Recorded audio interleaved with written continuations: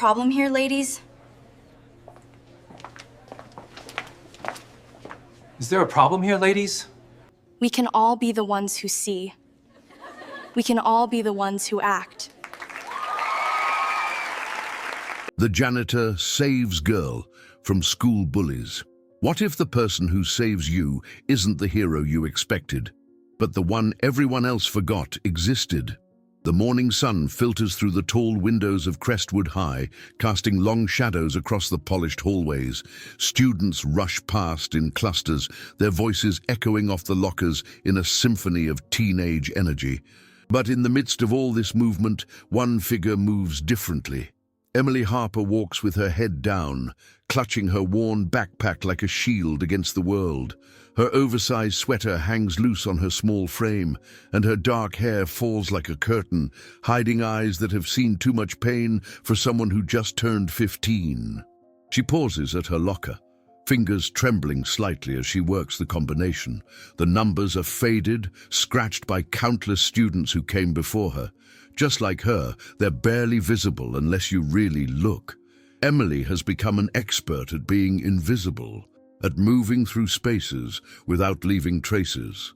It's a survival skill she never wanted to learn. The hallway buzzes with the familiar rhythm of high school hierarchy. Popular kids claim the center, their laughter bright and confident. Athletes stride past wearing their team jackets like armor. Academic achievers huddle together, discussing weekend study plans. And then there are the others, the ones who exist in the margins, who've learned that the safest place is often the one no one notices. Emily belongs to this last group, though she wasn't always this way.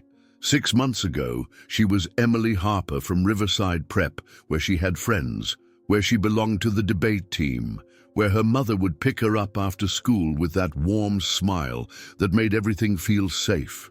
But that was before the accident, before the medical bills, before her father's eyes lost their light and their house became too quiet, too empty, too expensive to keep.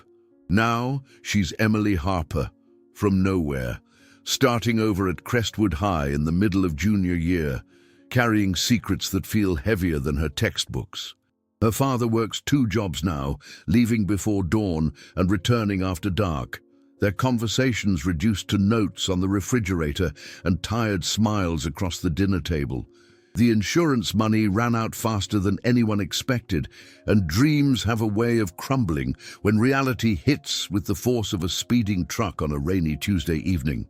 Emily closes her locker and turns toward her first period class, but her path is blocked. 3 figures stand in her way, forming a triangle of perfectly styled hair and designer clothes. Madison Torres, the queen bee of Crestwood High, flanked by her loyal subjects Kayla and Becca. Madison's smile is sharp as broken glass, beautiful and dangerous in equal measure. "Well, well," Madison says, her voice carrying just enough volume to attract attention from passing students. "If it isn't our favorite ghost, did you remember to exist today, Emily?" The hallway doesn't stop, but it slows. Students pretend to be busy with their phones or their lockers, but their attention is focused on the unfolding drama. This is entertainment, a morning show that plays out with predictable cruelty. Emily's grip tightens on her backpack straps. She knows the script by now. Stay quiet, keep your head down, wait for it to pass. Don't give them more ammunition. Don't let them see how much it hurts. She tries to step around them, but Kayla moves to block her path. "Oh, she's trying to run away again," Kayla says with mock sympathy. "What's wrong, Emily? Cat got your tongue?" "Oh wait, that would require having friends to talk to first." Becca giggles on cue, the sound sharp and cutting. Maybe she's late for her date with the library books. They're probably the only things that don't run away when she shows up. The words hit their mark with practiced precision. Emily's cheeks burn with shame, but she keeps her eyes fixed on the floor. She can feel the weight of watching eyes, can hear the subtle shift in conversation as other students tune into her humiliation. This is what her life has become. A series of small defeats that pile up like snow, each one seeming insignificant until suddenly you're buried. But what Emily doesn't see, What none of the students notice is the figure moving quietly through the background. Mr. Dalton, the school janitor, pushes his cart down the parallel hallway, his movements unhurried but purposeful. His grey hair is neatly combed despite the early hour, and his uniform is clean and pressed. To most, he's invisible, just part of the school's infrastructure, as noticed as the fire extinguishers or the exit signs. But Mr. Dalton sees everything. His brown eyes, sharp despite his 62 years, take in the scene unfolding 30 feet away. He sees the way Emily's shoulders curve inward, protective and defeated. He sees the calculated cruelty in Madison's smile, the way she and her friends position themselves to create maximum impact. He sees the other students who watch but don't intervene, caught between cowardice and relief that they're not the target. Most importantly, he sees something else, something that reminds him of another time, another place, when he learned that sometimes the most important battles are fought not with weapons or grand gestures, but with simple human kindness in moments when it matters most. Madison leans closer to Emily, her voice dropping to a whisper that somehow carries more venom than her earlier words. You know what's really sad? Even your dead mom would be embarrassed by what you've become. The words hang in the air like a physical blow. Emily's head snaps up, her eyes wide with shock and pain. For a moment, the careful mask she wears cracks, revealing the raw grief underneath. Several students gasp, recognizing that Madison has crossed a line that shouldn't be crossed, even in the cruel ecosystem of high school. But before Emily can respond, before she can crumble completely, something unexpected happens.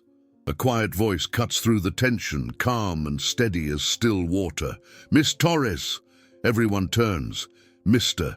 Dalton stands at the edge of their circle, his presence suddenly commanding despite his simple uniform and weathered face.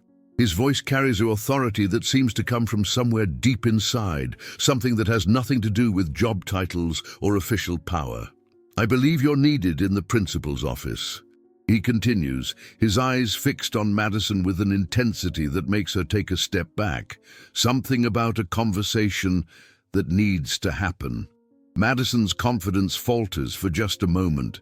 I don't know what you're talking about." "I think you do," Mr. Dalton says quietly. He doesn't raise his voice, doesn't make threats or grand pronouncements. But something in his tone, in the way he stands, suggests that this is not a man who is used to being ignored or dismissed. The hallway has gone completely quiet now. Students who were pretending not to watch are now openly staring. This is unprecedented. The janitor talking back to Madison Torres, the untouchable queen of Crestwood High. Madison looks around, suddenly aware that her audience has shifted. Instead of watching Emily's humiliation, they're watching her being confronted by someone she's never considered worth noticing. Her cheeks flush with anger and embarrassment. "You can't tell me what to do," she says, but her voice lacks its earlier conviction. "You're just the janitor." "You're right, Mr." Dalton agrees, his voice still calm. "I am just the janitor. I clean up messes." His eyes move deliberately from Madison to Emily and back again. All kinds of messes. The implication hangs in the air. Madison's mouth opens and closes like a fish out of water. She's not used to being challenged, especially not by someone she considers so far beneath her notice. Kayla and Becca look between their leader and the janitor, unsure of their next move. "Come on," Madison finally says to her friends, her voice tight with forced casualness. "We're going to be late for class." She shoots a venomous look at Emily. This isn't over. As the three girls walk away, their high heels clicking an angry rhythm on the polished floor, the hallway slowly returns to its normal chaos. Students drift toward their classes, the show over for now. But the energy has shifted somehow, as if the natural order has been disturbed in a way that can't be easily fixed. Emily stands frozen in place, still processing what just happened. She looks up at Mr. Dalton, who is calmly adjusting something on his cleaning cart as if nothing unusual has occurred. "Thank you," she whispers, her voice barely audible above the hallway noise. Mr. Dalton turns to her, and for the first time, Emily really sees him, not just the uniform or the grey hair or the slight limp she's noticed before. She sees kind eyes that seem to hold stories, hands that are gentle despite their calluses, and something in his bearing that speaks of strength earned through experience rather than given by birth. "You don't need to thank me," he says simply, "but you do need to get to class." Emily nods and hurries toward her classroom, but she can't shake the feeling that something has fundamentally changed. For the first time since arriving at Crestwood High, someone has stood up for her. Not a teacher bound by professional obligation, not a friend motivated by loyalty, but a stranger who simply saw something wrong and chose to act.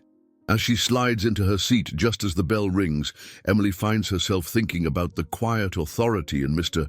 Dalton's voice, the way Madison had actually backed down, and the strange feeling that maybe, just maybe, she's not as alone as she thought. But what she doesn't know, what no one at Crestwood High knows, is that Mr. Dalton's intervention was just the beginning, because some heroes don't wear capes or carry badges.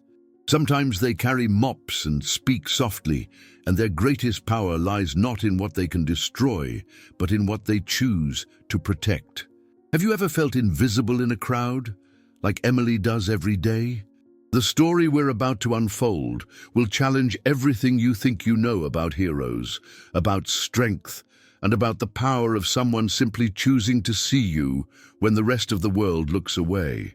But what Emily didn't realize is that her moment of hope was about to become her greatest nightmare. 3 days pass after the hallway incident, and the tension at Crestwood High simmers like water about to boil. Madison Torres hasn't forgotten her humiliation at the hands of the janitor.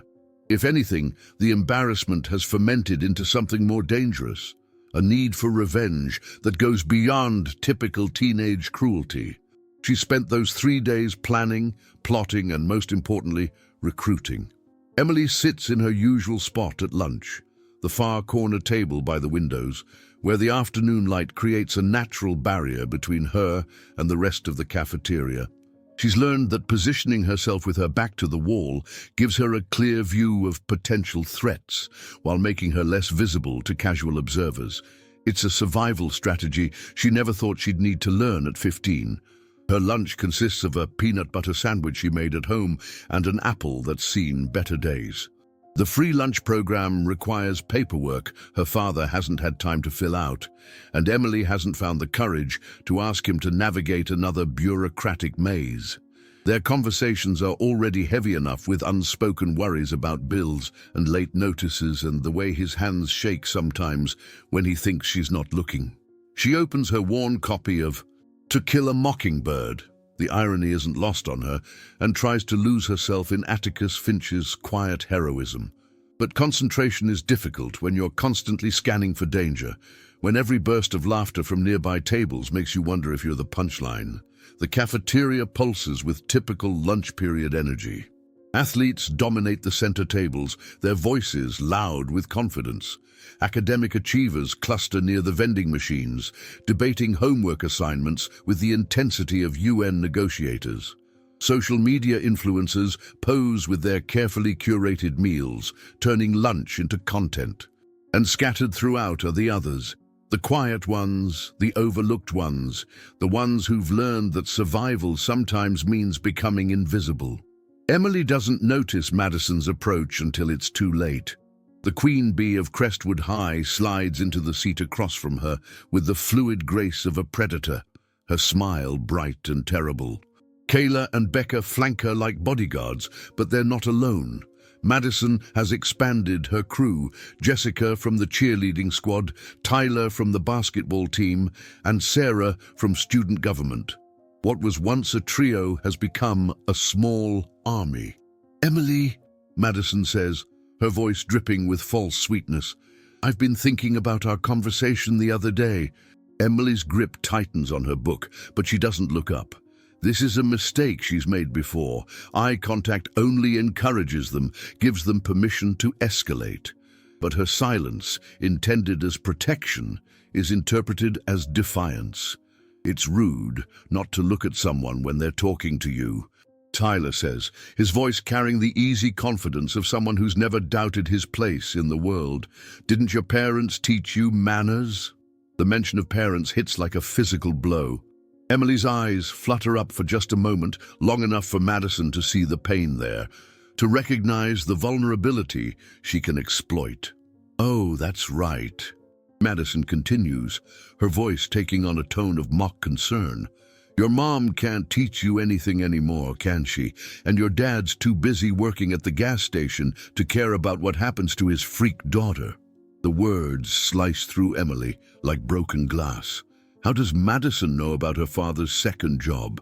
About the late nights when he comes home smelling of motor oil and exhaustion? The realization that her private pain has become public entertainment makes her stomach twist with nausea. Leave me alone, Emily whispers, the words barely audible above the cafeteria noise. What was that? Kayla leans forward, cupping her ear dramatically. Did the ghost finally learn how to speak? Laughter ripples from their table, but it's different now, meaner. Other students are beginning to notice, drawn by the shift in energy that signals drama about to unfold. Emily can feel the weight of watching eyes, can sense the phones being discreetly positioned to capture whatever comes next. But what she doesn't see, what none of them notice, is Mr. Dalton moving quietly through the cafeteria. He pushes a cart loaded with fresh napkin dispensers, his movements unhurried but purposeful. To the students, he's part of the background, as invisible as the lunch tables or the motivational posters on the walls. But his trained eyes are taking in everything, the body language, the positioning, the way other students are starting to form a loose circle around Emily's table. 20 years of military service, followed by a decade as a combat psychologist, have taught him to read situations before they explode. He sees the predatory gleam in Madison's eyes, the way her followers are feeding off her energy, the careful orchestration of what's about to become a public execution. Most importantly, he sees Emily, alone, outnumbered, and trapped in the kind of moment that can define a person's entire high school experience. Madison stands up slowly, theatrically, ensuring all eyes are on her. "You know what I think?" she announces, her voice carrying across nearby tables. "I think Emily here needs to learn some social skills. Maybe we should help her." She reaches across the table and plucks the apple from Emily's lunch, holding it up like a trophy. "This looks a little sad, doesn't it? Like everything else about you." Before Emily can react, Madison tosses the apple to Tyler, who catches it with a grin. "Definitely sad," he agrees, tossing it to Jessica. "Super sad," Jessica adds, passing it to Becca. Emily watches her lunch being turned into a game of keep-away, her cheeks burning with humiliation. She knows she should get up, should walk away, but her legs feel like lead. This is the nightmare scenario she's been dreading since her first day at Crestwood High, becoming the center of negative attention, being turned into a spectacle for others' entertainment. "Give it back," she says, her voice stronger than before but still shaking. "Give what back?" Madison asks innocently. "This," she signals to Kayla, who deliberately drops the apple on the floor and steps on it with her designer heel. The crunch is audible, wet and final. "Oops," Kayla says with mock concern. "Butterfingers." The circle of students around them has grown larger now. Some look uncomfortable, recognizing that this has crossed from typical teasing into something crueler. But discomfort isn't the same as action, and no one steps forward to intervene. This is the bystander effect in its purest form, the diffusion of responsibility that allows cruelty to flourish in plain sight. Emily stares at the remains of her apple, something breaking inside her chest. It's not about the fruit, it's about the message. Nothing of hers is safe, nothing she values will be respected. She exists at their mercy, and that mercy is in short supply. "Now for the main course," Madison says, reaching for Emily's sandwich. But this time, Emily moves. She grabs for her lunch, desperation overriding self-preservation. For a moment, she and Madison are locked in a ridiculous tug-of-war over a peanut butter sandwich, and Emily almost laughs at the absurdity of it all. Then Madison lets go. Emily falls backward, her chair tipping over, sending her crashing to the floor in a tangle of limbs and scattered belongings. Her book flies across the tile, pages fluttering. Her backpack spills open, revealing the careful organization of someone who can't afford to lose anything. Pens secured with rubber bands, homework protected in plastic folders, a small framed photo of her mother that she keeps hidden but can't bear to leave at home. The photo slides across the floor, coming to rest near Madison's feet. The cafeteria has gone completely quiet now. The only sound, Emily's ragged breathing as she lies on the cold tile. Madison picks up the photograph, studying it with the detached interest of a scientist examining a specimen. "Is this your mom?" she asks, loud enough for everyone to hear. "She's actually pretty. Too bad you didn't inherit any of her looks." Emily scrambles to her feet, reaching for the photo, but Madison holds it just out of reach. "Please," Emily whispers, her voice breaking. "That's all I have left of her." "All you have left?" Madison's eyes light up with cruel understanding. "Oh, this is precious. The poor little orphan and her sad little picture." She holds the photograph higher, making Emily stretch for it like a cat reaching for a toy. The humiliation is complete now. Emily Harper, reduced to begging for the return of her most precious possession, while an audience of her peers watches in fascination. And that's when Mr. Dalton decides he's seen enough. His approach is quiet, but somehow everyone notices. The crowd parts instinctively as he walks through, his presence carrying a weight that has nothing to do with physical size. His face is calm, but there's something in his eyes that makes even Tyler take a step back. "Miss Torres," he says, his voice carrying clearly in the silent cafeteria, "I believe that photograph belongs to Miss Harper." Madison turns, her confidence returning as she remembers their previous encounter. "And I believe you're just the janitor. This is none of your business."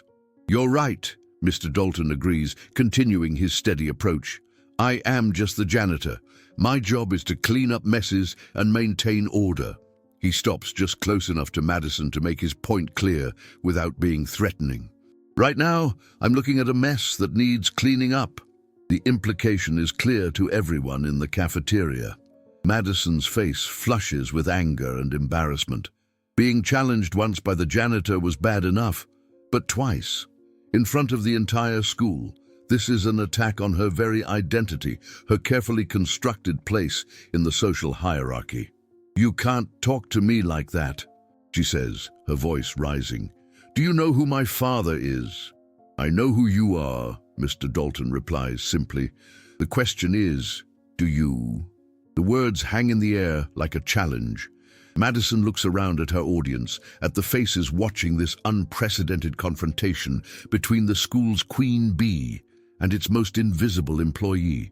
She needs to reassert her dominance, to prove that some janitor can't intimidate her. Instead of handing over the photograph, she holds it higher, a cruel smile playing at her lips.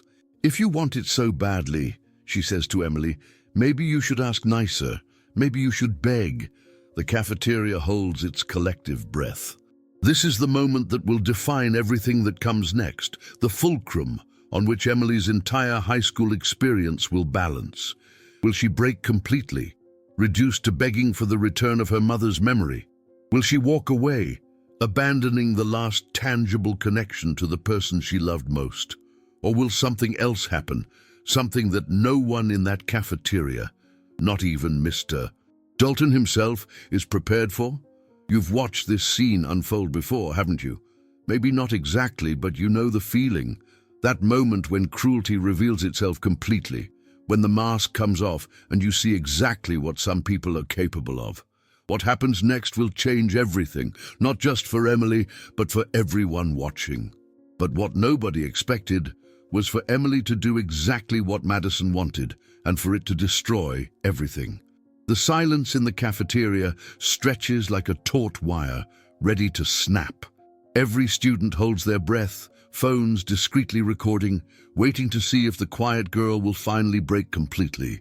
Madison holds the photograph just high enough to make Emily reach, her smile sharp with anticipated victory. This is her moment of absolute dominance, the culmination of weeks of careful psychological warfare. Emily looks up at the picture of her mother, taken just 6 months before the accident, showing a woman with kind eyes and a genuine smile, wearing the blue sweater Emily now keeps in her closet but never has the courage to wear. In that photograph, her mother looks proud, happy, unaware that her time was measured in months rather than decades. "Please," Emily whispers again, her voice barely audible. "That's all I have." "Then maybe you should have thought about that before being such a freak," Madison replies, holding the photo even higher. "Maybe if you weren't so pathetic, people might actually care about you." Something breaks in Emily's chest. Not the clean snap of a branch, but the slow, grinding collapse of a structure that's been weakened by too many storms. She looks around at the circle of faces surrounding her, searching for one kind expression, one sign that someone sees her as more than entertainment. But all she finds are the uncomfortable stares of people who are grateful they're not in her position. And in that moment, Emily Harper makes a choice that will haunt her for years to come. She drops to her knees. The cafeteria erupts in a mixture of gasps and nervous laughter. Emily, still on her knees on the cold tile floor, looks up at Madison with tears streaming down her face. "Please," she says, her voice breaking completely. "I'll do anything. Just give me back my mother's picture. Please, I'm begging you." The words hang in the air like a funeral shroud. This is beyond humiliation now. This is the complete destruction of a human being's dignity, played out in front of hundreds of witnesses with smartphones. Emily Harper, who once dreamed of joining the debate team, who loved poetry and stargazed with her mother on summer nights, has been reduced to begging on her knees for the return of a simple photograph. Madison's triumph is complete, but instead of satisfaction, something ugly flickers across her face. Maybe it's the realization that she's pushed too far, that what started as typical teenage cruelty has become something much darker. Or maybe it's the uncomfortable recognition that there's no way back from this moment, that everyone in this cafeteria will remember what she did, what she made another human being become. But the crowd's reaction tells her everything she needs to know. The laughter has died away, replaced by an uncomfortable silence that feels different from before. Students are looking at their phones, at the floor, anywhere but at the girl kneeling before them. Even Tyler and Jessica, her loyal followers, seem shaken by the scene they've helped create. "Madison," Kayla whispers, her voice uncertain. "Maybe we should..." "Should what?" Madison snaps, but her voice lacks its earlier conviction. She looks down at Emily, still kneeling, still crying, still begging, and something cold settles in her stomach. This isn't fun anymore. This is something else entirely. Mr. Dalton steps forward, his face a mask of controlled fury. In his 20 years of military service, he's seen the aftermath of genuine evil, villages destroyed by war, children orphaned by violence, the kind of cruelty that leaves permanent scars on the human soul. But watching a 15-year-old girl be systematically destroyed by her peers in what should be a safe space ignites something in him that he's spent years learning to control. "Enough," he says, his voice quiet but carrying the unmistakable authority of someone who has commanded soldiers in combat. "Give her the photograph now." Madison looks at him, then at Emily, still kneeling on the floor, then at the crowd of students whose expressions have shifted from entertainment to discomfort to something approaching shame. The power she felt just moments ago is slipping away, replaced by the dawning realization that she may have gone too far. But pride is a terrible master, and Madison Torres has built her entire identity on never backing down, never showing weakness, never admitting she was wrong. Instead of handing over the photograph, she does something that will define her legacy at Crestwood High forever. She tears it in half. The sound is small, just paper ripping, but in the silence of the cafeteria, it might as well be a gunshot. Emily's scream of anguish is primal, the sound of someone watching their last connection to love being destroyed. She reaches for the torn pieces as they flutter to the floor, but Madison steps on them with her designer heel, grinding them into the cafeteria tile. "There," Madison says, her voice shaking with a combination of adrenaline and growing horror at what she's done. "Now you don't have to worry about it anymore." The cafeteria has gone completely silent. Even the background noise of the kitchen has stopped, as if the entire building is holding its breath. Students stare in shock at the scene before them. Emily collapsed on the floor, sobbing over the destroyed pieces of her mother's photograph, while Madison stands over her like a conquering general. But something has shifted in the crowd. The uncomfortable silence has become something else, a collective recognition that they've witnessed something that crosses every line of human decency. Jessica backs away from Madison, her face pale. Tyler looks like he might be sick. Even Kayla, Madison's most loyal follower, stares at her friend as if she's never seen her before. "Jesus, Madison," someone says from the crowd, "what is wrong with you?" The words come from Jake Morrison, a quiet kid from Emily's AP English class who's never spoken up about anything in his 4 years at Crestwood High. But the disgust in his voice is unmistakable, and it carries more weight than any grand speech could have. Other voices join in, quiet but audible. "That's so messed up. Her mom is dead, Madison. That's so not okay. Somebody should tell a teacher. This is seriously psycho behavior." Madison looks around at the faces that were just moments ago her audience, her court, her kingdom. But the expressions she sees now aren't admiration or fear. They're revulsion, disappointment, and something that might be pity. The social currency she spent years accumulating is evaporating in real time. I didn't," she starts, but the words die in her throat, because she did. Everyone saw her do it. And more importantly, everyone saw her choose to do it, even when given multiple opportunities to stop. Mr. Dalton kneels beside Emily, carefully gathering the torn pieces of the photograph. His movements are gentle, respectful, as if he's handling something sacred, which in a way he is. These fragments represent a daughter's love for her mother, a connection that was supposed to be unbreakable. "It's okay," he says softly to Emily, though both of them know it's not okay, might never be okay again. "We'll figure this out." Emily looks up at him through her tears, and for the first time since the confrontation began, she speaks clearly enough for others to hear. "She destroyed my mother. She destroyed the only picture I had of my mother." The words hit the cafeteria like a physical force. Several students actually step back as if proximity to such cruelty might contaminate them. Madison's face goes white as the full weight of what she's done settles on her shoulders, but the damage is done. The photograph, irreplaceable, priceless in its simplicity, lies in pieces on the cafeteria floor. Emily's dignity has been stripped away in front of her entire peer group. The video of her begging on her knees is already being uploaded to social media, where it will live forever in the digital ecosystem of teenage cruelty. This is Emily's rock bottom, the moment when the accumulated losses of the past year, her mother's death, her father's struggle, her isolation at a new school, crystallize into a single, devastating realization.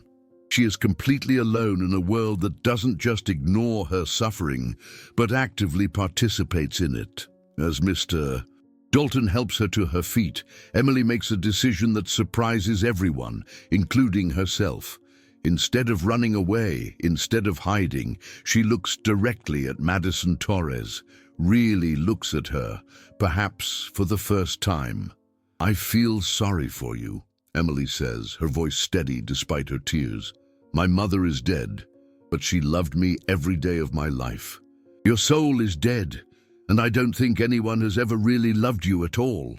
The words hit Madison like a slap, not because they're cruel, though they are, but because somewhere deep down, in a place she's spent years trying to bury, Madison Torres knows they might be true.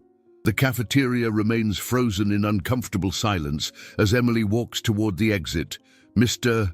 Dalton beside her, leaving Madison standing alone among the torn pieces of the photograph and the wreckage of her own reputation. But as Emily reaches the doorway, she doesn't know that this moment, this absolute lowest point of her high school existence, is about to become the catalyst for a transformation that will change not just her life, but the entire culture of Crestwood High. Because sometimes, when you think you've lost everything, that's exactly when you discover what you're truly made of. And sometimes, the person who helps you find that strength is someone you never expected, someone the world has taught you to overlook, but who has been watching over you all along. Have you ever been pushed so far that you thought there was nowhere left to fall? What Emily doesn't know yet is that her story is just beginning, and the man walking beside her carries secrets that will turn everything she thinks she knows about strength, about heroism, and about her own worth completely upside down. But what happened next would prove that sometimes the most powerful people are the ones who choose to remain hidden in plain sight. Mr. Dalton leads Emily down the empty hallway toward his small office near the maintenance room, a space most students don't even know exists. His hand rests gently on her shoulder, offering comfort without words as she clutches the torn pieces of her mother's photograph like broken glass. Her sobs have quieted to silent tears, but the damage runs deeper than what any observer could see. The office is spartanly furnished but meticulously organized. A small desk holds neat stacks of work orders and supply inventories. A coffee maker sits beside a single cup that's been washed and dried. What catches Emily's attention, though, are the items that seem out of place for a janitor's workspace. A small collection of well-worn psychology textbooks, a framed certificate partially hidden behind a supply catalog, and most surprisingly, a photograph of a group of soldiers in desert camouflage.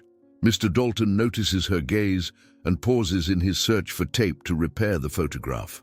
For a moment, his carefully maintained cover wavers, and Emily glimpses something she's never seen before: uncertainty in the eyes of the man who just faced down Madison Torres without flinching. "Sit," he says gently, gesturing to the only chair besides his own. "Let me see if we can put this back together." Emily sinks into the chair, watching as Mr. Dalton carefully arranges the torn pieces of the photograph on his desk. His movements are precise, methodical, the hands of someone accustomed to fixing things that others have broken. But as he works, Emily finds herself studying the man who has become her unexpected protector. "Who are you?" she asks quietly. "I mean, really?" Mr. Dalton's hands pause over the photograph fragments. It's a question he's been dreading and hoping for in equal measure during his 3 years at Crestwood High. A question that could shatter the careful anonymity he's built, but might also offer him the chance to truly help this broken girl sitting across from him. He looks up at Emily, seeing not just her tear-stained face, but the intelligence in her eyes, the quiet strength that still exists beneath the trauma. In her, he recognizes something he's seen before, in soldiers who've been pushed beyond their limits, in trauma survivors who've lost everything but somehow still choose to keep fighting. "My name is Robert Dalton," he begins, his voice taking on a different quality, still gentle but with an authority that comes from years of command. "Colonel Robert Dalton, retired, and before I cleaned these hallways, I spent 20 years in the army, most of them helping soldiers heal from wounds that couldn't be seen."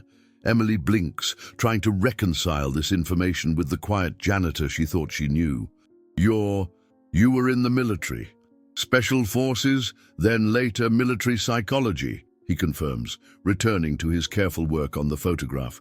"I specialized in helping people who'd been broken by circumstances beyond their control find their way back to themselves." As he speaks, Emily begins to notice details she'd missed before. The way he carries himself with unconscious military bearing. The precision of his movements, the fact that his limp seems less pronounced when he's not performing the role of elderly janitor. Most tellingly, the absolute fearlessness he displayed when confronting Madison and her crew. But why? Emily starts, then trails off, unsure how to ask why someone with his background would choose to push a mop at a high school. Why am I here? Mr. Dalton, Colonel Dalton, finishes for her. He's managed to piece together most of the photograph, and with careful application of clear tape, her mother's image begins to take shape again. The damage is visible, but no longer fatal. Because after 20 years of helping soldiers recover from war, I realized that some of the worst battles happen right here, in places like this, to people like you. He holds up the repaired photograph, and Emily sees her mother's face again. Scarred but intact, damaged but not destroyed. The metaphor isn't lost on either of them. I've seen what trauma can do to a person. Robert continues, handing her the photograph. I've seen how cruelty compounds suffering, how isolation becomes its own kind of torture, and I've learned that sometimes the most important intervention isn't therapy or medication. It's simply having one person who sees you, who refuses to let you disappear. Emily takes the photograph with shaking hands, running her fingers over the tape lines that hold her mother's image together. But you could have any job. You could work with adults, with people who can pay you properly. Why waste your time on high school kids who don't even notice you exist? Robert's smile is sad, but warm. Because high school is where it starts, Emily. This is where people learn whether the world is a place where kindness matters or cruelty wins. Where they discover if anyone will stand up for them when they can't stand up for themselves. He moves to the small window overlooking the student parking lot, where teenagers are climbing into cars and buses, heading home to families and futures that seem guaranteed. I've treated soldiers who trace their trauma back to moments exactly like what happened to you today. Moments when they learned they were powerless, when the people around them chose entertainment over empathy. Emily stares at him. This man who has spent 3 years pretending to be invisible while actually seeing everything. So you're like, undercover. Not officially, Robert says with a slight smile. When I retired, I could have taken a consulting job, written books, taught at universities. Instead, I applied to be a janitor at schools in districts that couldn't afford proper counseling programs, places where kids fall through the cracks because there aren't enough resources to catch them. The revelation recontextualizes everything Emily has witnessed. The way other staff members defer to him despite his supposed position. The quiet authority that made Madison back down. The strategic positioning that allowed him to intervene at exactly the right moments. Crestwood High gets one part-time counselor for 1,500 students, Robert continues. The administration focuses on test scores and college placements. Kids like you, smart, quiet, dealing with real trauma, you become invisible because you don't cause problems. You just disappear. Emily thinks about the past few months, about the careful way she's moved through the school trying not to be noticed, trying not to cause trouble for anyone. But I didn't disappear, she says quietly. You saw me. I see all of you. Robert says, turning back to face her. The kids who eat lunch alone, who get pushed around in hallways, who carry grief they're too young to understand. My job isn't really cleaning floors, Emily. It's watching over students who need someone to watch over them. The weight of this revelation settles on Emily like a warm blanket. For months, she's felt completely alone, convinced that no one at Crestwood High cared whether she lived or died. But this man, this decorated war hero who chose to disguise himself as a janitor, has been protecting her all along. What Madison did today, Robert continues, his voice taking on the steel that made Tyler back down in the cafeteria, that wasn't just bullying. That was psychological warfare against someone who's already been through trauma, and it's not going to stand. Emily looks up sharply. What do you mean? Robert moves to his desk and pulls out a small digital recorder, military grade, the kind designed to capture evidence in combat zones. I mean that everything that happened in that cafeteria was recorded. Not by students with smartphones looking for entertainment, but by someone who understands the difference between documentation and exploitation. He presses play, and Emily hears her own voice, shaky but clear.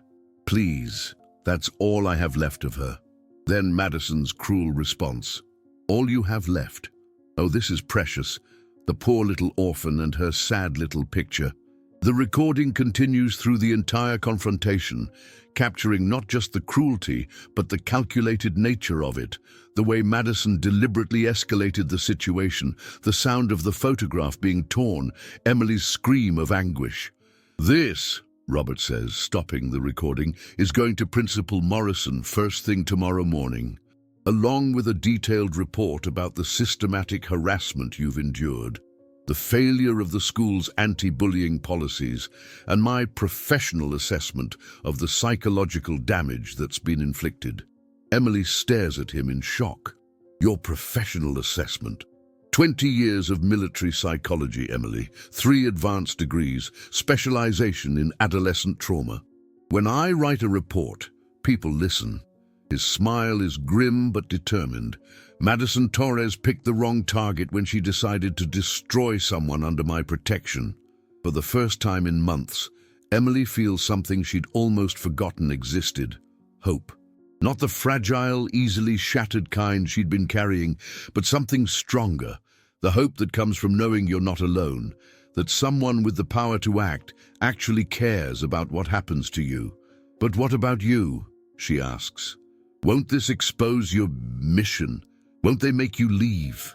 Robert considers this for a moment. Maybe. Probably. But Emily, some things are more important than maintaining cover. Some fights are worth stepping into the light for. He leans forward, his expression intense but kind. You asked me who I really am. The truth is, I'm someone who's spent a lifetime learning that real strength isn't about physical power or intimidation. It's about choosing to protect people who can't protect themselves, even when it costs you something, especially when it costs you something. Emily looks down at her mother's repaired photograph, then back at this man who has revealed himself to be so much more than anyone imagined. What happens now?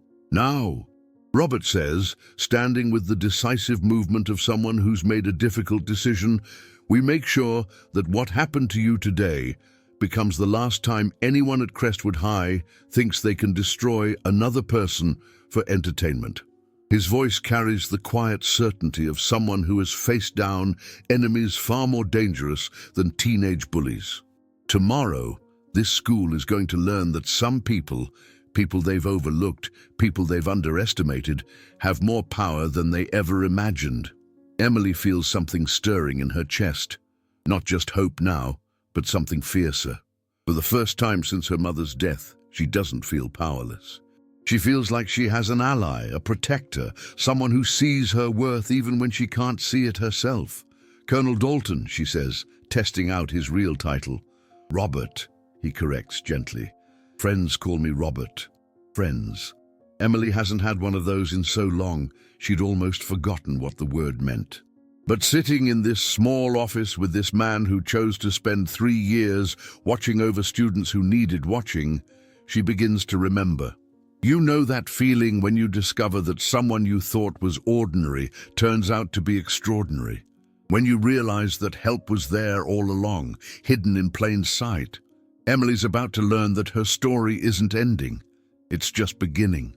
And sometimes the most powerful transformations start with someone simply refusing to let you face the darkness alone. But what no one at Crestwood High was prepared for was the earthquake that was about to shake their perfectly ordered world to its very foundation. The next morning arrives gray and cold, matching the somber mood that has settled over the school like fog. Word of yesterday's cafeteria incident has spread through the digital ecosystem of teenage communication. Text messages, social media posts, whispered conversations in hallways. But unlike the usual cycle of gossip and forgotten drama, something different is happening. The video of Emily being forced to her knees has been viewed thousands of times, but instead of entertainment, it's generating outrage. Emily sits in her father's car in the student parking lot, staring at the imposing brick facade of Crestwood High. Her hands shake as she holds her mother's repaired photograph, the clear tape catching the morning light like scars that refuse to be hidden. Part of her wants to ask her father to drive away, to never come back, to find some other solution that doesn't require facing hundreds of students who witnessed her complete humiliation. But Robert's words echo in her mind. Real strength isn't about physical power or intimidation. It's about choosing to protect people who can't protect themselves. Today, she's going to learn if she can choose to protect herself. "You sure you're ready for this, sweetheart?" her father asks, his voice heavy with the guilt of a man who knows his daughter is suffering, but feels powerless to fix it. He's taken the morning off from both jobs, a luxury they can't afford, but a necessity he couldn't ignore after Emily finally told him what had been happening at school. "I have to be," Emily says, though her voice wavers with uncertainty. "Someone is finally listening. I can't waste that chance." Inside the building, Principal Morrison sits across from Robert Dalton in his office, the digital recorder and a thick folder of documentation spread across the mahogany desk between them. Morrison, a career educator who spent 15 years trying to balance test scores, parent complaints, and bureaucratic demands, stares at the materials with the expression of a man watching his carefully constructed world crumble.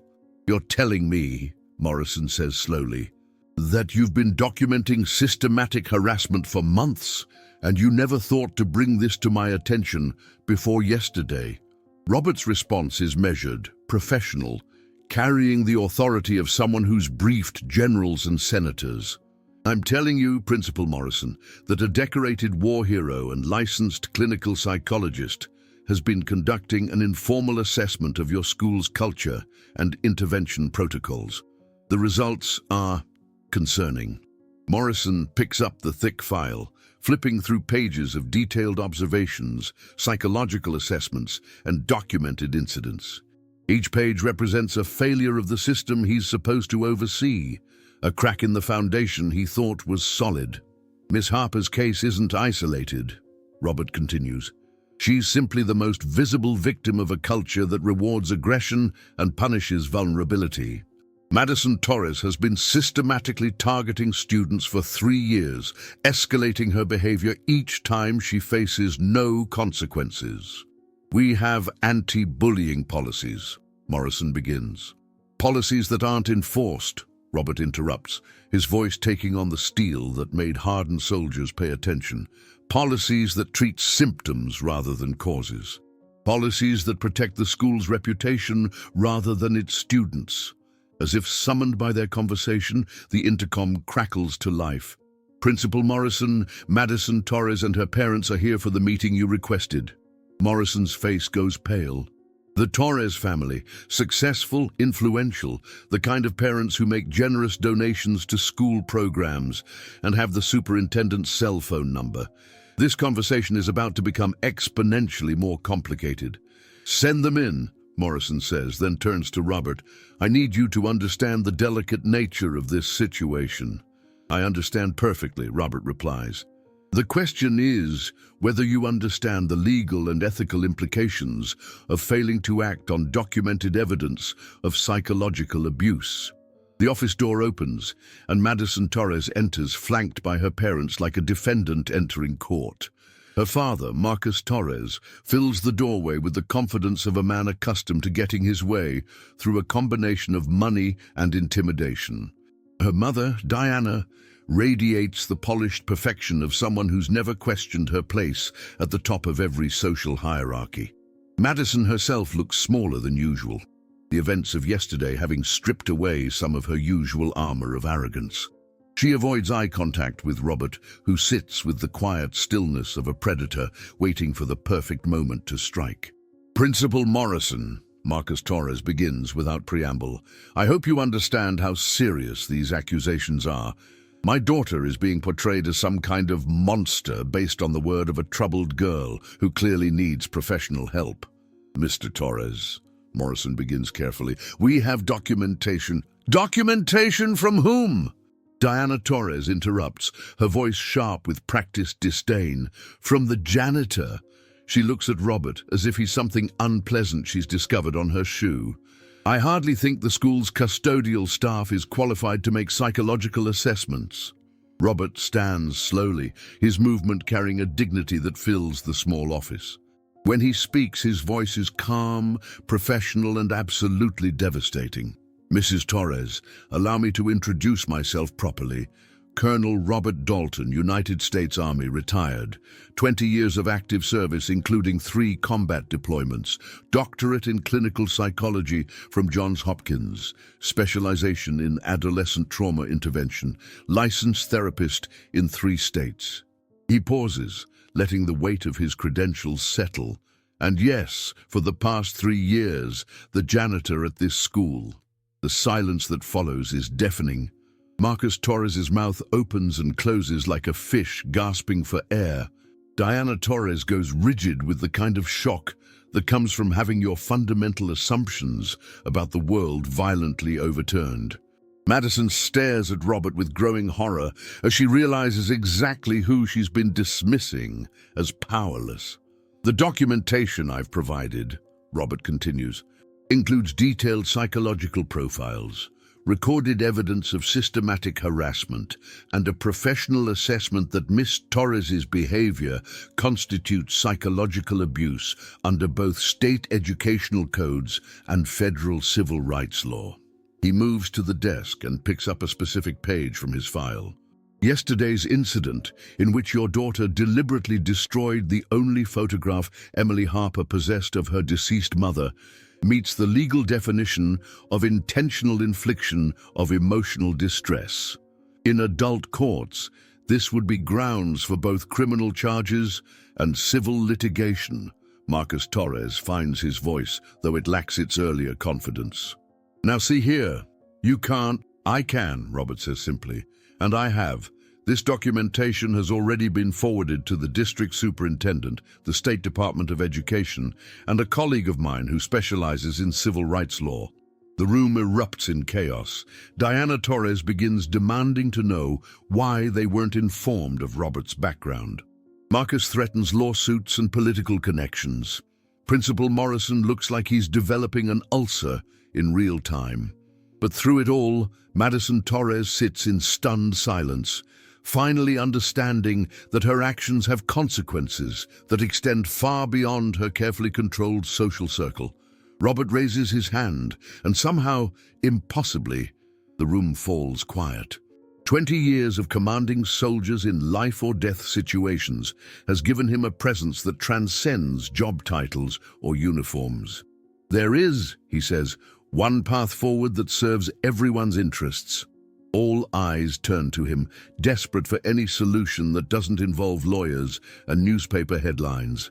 Miss Torres will issue a public apology to Emily Harper in front of the entire student body. She will participate in a restorative justice program that I will personally oversee. She will complete 100 hours of community service focused on anti-bullying advocacy, and she will transfer to a different school at the end of this semester.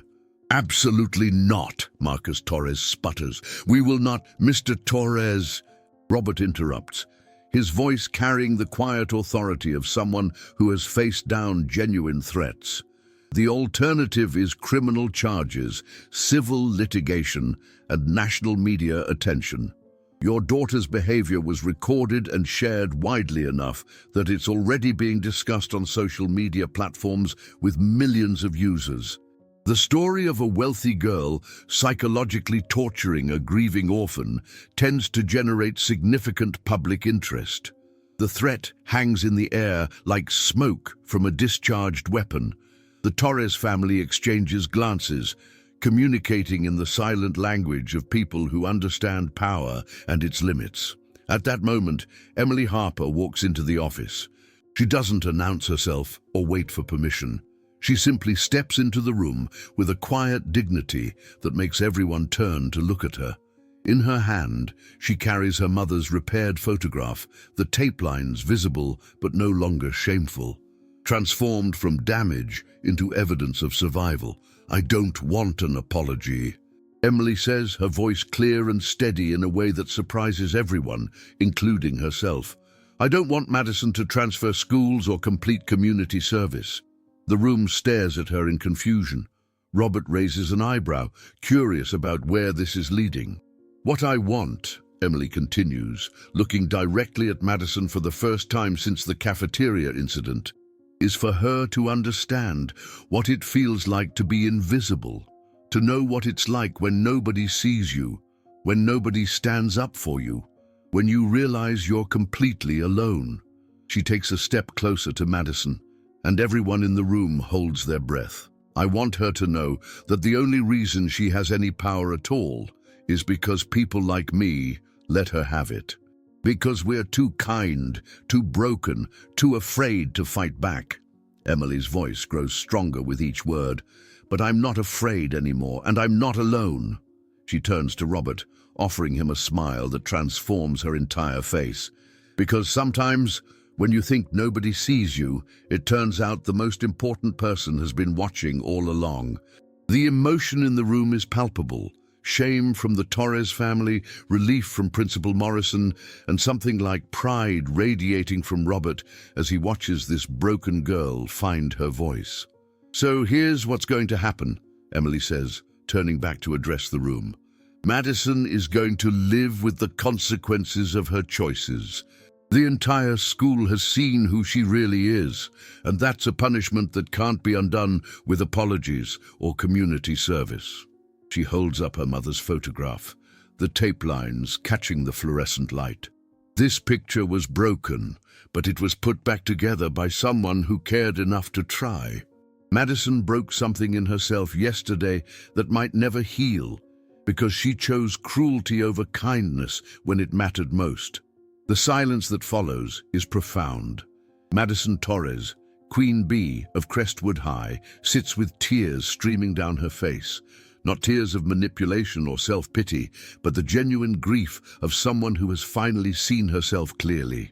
"Emily," she whispers, her voice breaking, "I'm sorry, I'm so sorry." Emily looks at her for a long moment, then nods. "I know you are. The question is whether you're sorry because you got caught, or sorry because you finally understand what you did. It's a distinction that will define Madison's path forward, and everyone in the room knows it." As the meeting dissolves into logistics and damage control, Robert and Emily step into the hallway together. The man who spent 3 years pretending to be invisible and the girl who thought she actually was have emerged into the light together, transformed by a shared understanding of what real strength looks like. "How do you feel?" Robert asks. Emily considers the question seriously. "Different," she says finally, "like I remember who I used to be before everything fell apart, but also like I know who I want to become." Through the office window, they can see Madison Torres sitting alone while her parents argue with the principal. For the first time, she looks like what she's always been beneath the designer clothes and practiced cruelty. A 15-year-old girl who's never learned that power without compassion is just another kind of weakness. Have you ever witnessed the moment when a victim becomes a survivor, when someone finds their voice after being silenced for so long? Emily Harper is about to discover that her story, painful as it has been, is just the beginning of something much larger than revenge or justice. Sometimes the most powerful transformations happen not when we defeat our enemies, but when we choose to become the person we needed when we were at our lowest point. But the most extraordinary transformation was yet to come, one that would prove that sometimes the greatest victories aren't won through force, but through the quiet courage to turn your pain into purpose. 3 months later, the auditorium of Crestwood High buzzes with an energy that feels different from the usual school assemblies. Students file in with a mixture of curiosity and anticipation, their conversations subdued but engaged. Word has spread that today's presentation isn't about test scores or college applications, but something more personal, more real. On stage, a simple podium stands in a pool of warm light, flanked by banners that read, "See the Invisible, a student initiative for empathy and inclusion." Behind the scenes, Emily Harper adjusts her mother's blue sweater, the one she finally found the courage to wear, and takes a deep breath that carries the weight of months of transformation. In the wings, Robert Dalton watches with the quiet pride of someone who has witnessed a miracle unfold in real time. He's no longer hiding behind the anonymity of a janitor's uniform. After the Torres incident, the district offered him a formal position as student intervention specialist, a role that allows him to use his considerable skills openly while maintaining his mission of protecting the overlooked and vulnerable. The auditorium fills with faces that Emily recognizes, some friendly, some neutral, some still carrying traces of the discomfort that settled over the school after that day in the cafeteria. Madison Torres is notably absent, having transferred to a private school across the city, but her former followers sit scattered throughout the audience, their expressions thoughtful rather than dismissive. Principal Morrison takes the stage first, his introduction brief but meaningful.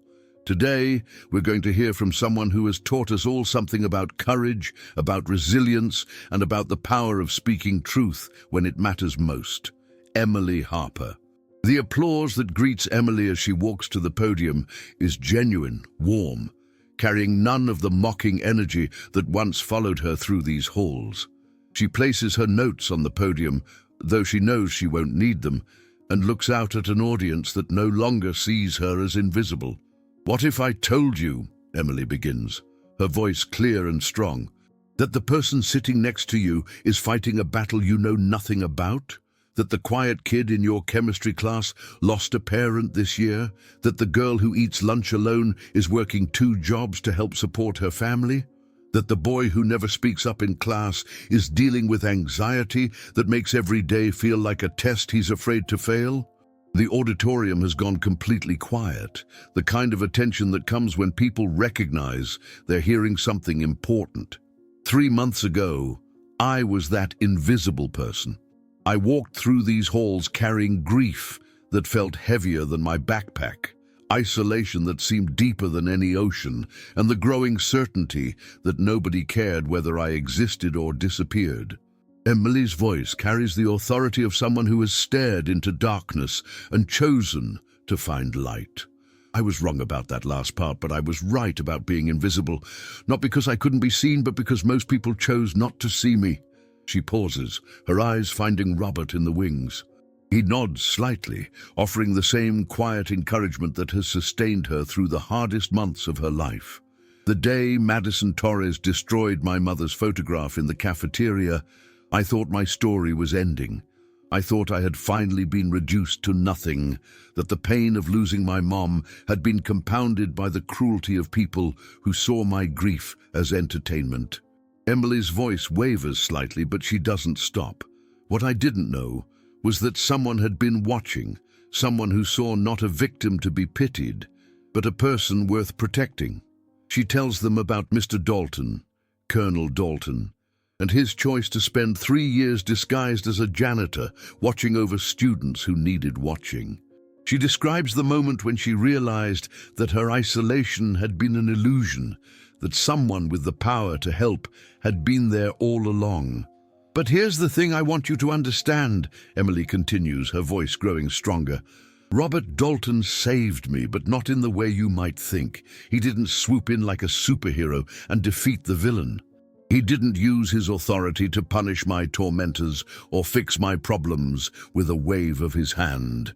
The audience leans forward, caught up in the narrative of transformation. "He saved me by seeing me, by refusing to let me disappear, by showing me that I had value even when I couldn't see it myself. And in doing that, he taught me the most important lesson of my life.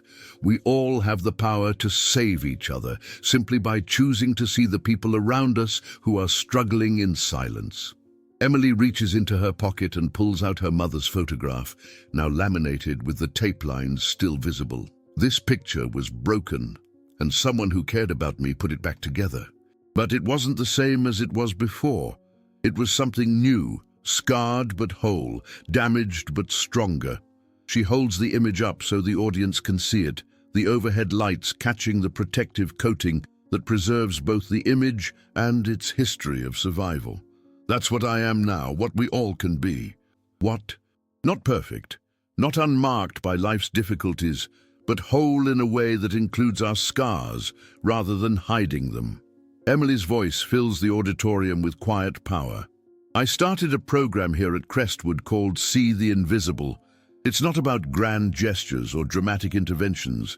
It's about small acts of recognition, of kindness, of choosing to notice when someone is struggling. On the screen behind her, a slideshow begins showing pictures from the past 3 months. Students eating lunch with classmates who used to sit alone. Study groups that include kids from different social circles.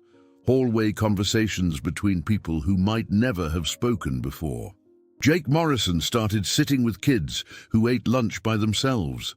Sarah Chen began a peer tutoring program that pairs struggling students with those who excel. Marcus Williams organized a support group for students dealing with family difficulties. Emily's smile illuminates her entire face. These aren't heroes with superpowers.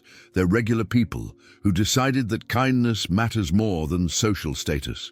The presentation continues with statistics that make the audience sit up and take notice. Reports of bullying incidents down by 60%. Counseling referrals up by 40%, not because problems are worse, but because students finally feel safe seeking help. Academic performance improving across all demographic groups as students feel more connected to their school community. But the most important change, Emily says, her voice softening, isn't captured in any statistic. It's the feeling you get when you walk through these halls knowing that someone might notice if you're struggling, that your classmates see you as a person worth knowing rather than a target to be avoided or ignored. She pauses, looking out at faces that reflect attention, engagement, and something that might be inspiration. Madison Torres taught me something valuable, though I don't think she meant to. She showed me what happens when we use our power to diminish others rather than lift them up. When we choose cruelty over compassion, when we mistake popularity for worth, when we decide that someone else's pain is less important than our own entertainment. The mention of Madison's name creates a ripple of discomfort through the audience, but Emily's tone remains thoughtful rather than accusatory. I don't hate Madison. I feel sorry for her because she never learned what I learned, that true strength comes from protecting people, not hurting them. That real power lies in building others up, not tearing them down. That the person you choose to be in moments when you think nobody important is watching is exactly who you are. Emily's voice grows stronger as she builds toward her conclusion. Robert Dalton could have had any job, could have used his credentials and experience to work with adults, with important people, with cases that would bring him recognition and financial reward. Instead, he chose to spend 3 years mopping floors and emptying trash cans because he understood something the rest of us are just learning. The most important work happens in the margins, with the people society teaches us to overlook. She looks directly into the audience, making eye contact with as many students as possible. Every single person in this auditorium has the power to be someone's Colonel Dalton. You don't need special training or advanced degrees or military experience. You just need to choose to see the person sitting alone, to speak to the classmate who seems isolated, to stand up when you witness cruelty, to remember that everyone you meet is fighting a battle you know nothing about. Emily takes out her phone and shows the audience an app that her programming class helped her create. We've launched a digital version of See the Invisible. It's a platform where students can anonymously report when they're struggling, when they see others who need support, when they witness kindness that deserves recognition. It's not about getting people in trouble. It's about making sure nobody falls through the cracks. The response is immediate and overwhelming. Students throughout the auditorium pull out their phones, downloading the app, sharing it with friends, starting conversations about how they can implement similar programs. My mother died 6 months ago, Emily says, her voice carrying across the auditorium with perfect clarity. That tragedy brought me to Crestwood High as a broken, grieving girl who thought she had nothing left to offer the world. I was wrong. My pain became my purpose. My isolation became my mission. My worst moment became the beginning of something beautiful. She holds up her mother's photograph one final time. This picture represents everything I've learned. Love can be broken but not destroyed. People can be scarred but not defeated. And sometimes the very experiences that nearly destroy us become the foundation for helping others survive their own darkness. Emily steps closer to the microphone, her final words carrying the weight of hard-earned wisdom. I want to leave you with a challenge. For the next week, I want you to see the invisible people in your life. The classmate who never speaks in group projects, the student who eats lunch alone, the person who seems to disappear into the background of every social situation. I want you to see them, really see them, and then choose to do something about it. She pauses, letting the challenge settle. Because maybe, just maybe, you'll discover what I discovered, that sometimes the person you save by choosing to see them is actually yourself. That kindness isn't just about helping others. It's about becoming the kind of person you want to live in a world with. The applause that erupts is thunderous, sustained, transformative. Students leap to their feet, not just clapping, but cheering, crying, embracing each other. In the wings, Robert Dalton wipes tears from his eyes as he watches the girl he helped save transform her pain into a movement that will outlast them both. But Emily isn't finished. And finally, she says, waiting for the applause to die down, I want to say something to anyone watching this who feels invisible, who thinks nobody sees their struggle, who believes they're completely alone. Her voice drops to a whisper that somehow carries to every corner of the auditorium. You are seen. You matter. Your story isn't over. And somewhere, maybe in the most unexpected place, maybe wearing the most ordinary uniform, maybe hiding behind the most unlikely appearance, someone is watching over you with the same care that Colonel Dalton showed me. She smiles, radiant and strong, and absolutely certain of what she's saying. Your hero might not look like what you expect. They might be disguised as a janitor, a lunch lady, a security guard, a substitute teacher, or simply a classmate who chooses kindness over cruelty. But they're there. And when you find them, or when they find you, your real story will begin. The standing ovation continues for nearly 5 minutes. Students stream toward the stage, wanting to talk, to share their own stories, to sign up for the See the Invisible program. In the midst of the celebration, Emily catches sight of Robert making his way through the crowd toward her. When he reaches the stage, he doesn't say anything. He simply opens his arms, and Emily steps into the embrace of the man who taught her that heroes don't always wear capes. Sometimes they carry mops, and their greatest power lies not in what they can destroy, but in what they choose to protect. I'm proud of you, he says quietly, his words meant for her alone. I learned from the best, Emily replies, her voice muffled against his shoulder.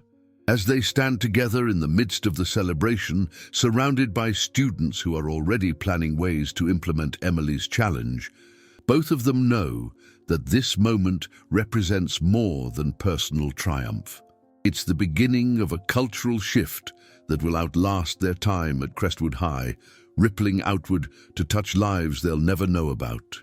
Because sometimes the most powerful transformations don't happen through force or grand gestures, but through the simple choice to see the invisible, to protect the vulnerable, and to remember that everyone you meet is fighting a battle you know nothing about. The greatest heroes, Emily has learned, are often hiding in plain sight. And the most important battles are won not with weapons or authority, but with the quiet courage to choose compassion over cruelty, again and again, even when nobody important seems to be watching. Especially when nobody important seems to be watching. Your story matters. Your struggle is real. And somewhere, in ways you might not even recognize, someone is watching over you with the same protective care that changed Emily's life forever. If this story touched your heart, share it with someone who needs to remember they're not invisible. Because sometimes the person you help see their own worth is exactly the person you needed to become to heal your own broken places. Comment below and tell us, who has been your unexpected hero? Who have you been an unexpected hero for? Your story could be the light someone else needs to find their way out of the darkness. Remember, you are seen. You matter. Your story isn't over.